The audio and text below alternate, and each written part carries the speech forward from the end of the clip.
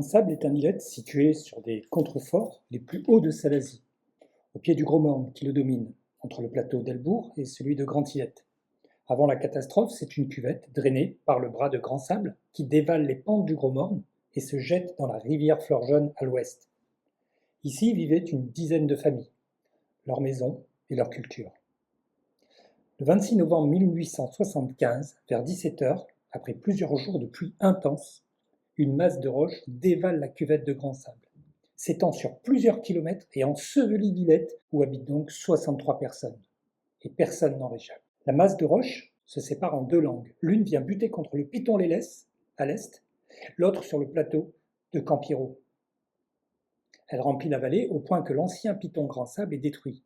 Ses restes sont ennoyés au point que l'actuel piton Grand Sable ne trône plus fièrement comme le décrivaient les récits. Les géologues sont parvenus à mesurer le volume de roches détachées, 23 millions de mètres cubes. En amont de l'îlette, on peut encore voir la trace de l'arrachement, 151 ans après.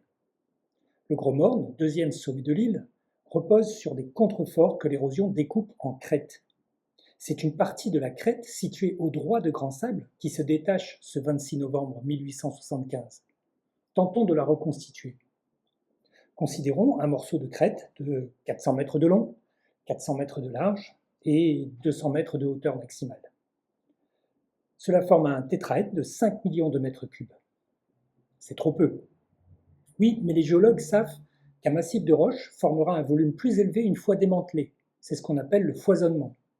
Pour des roches basaltiques, le foisonnement est de 1,5.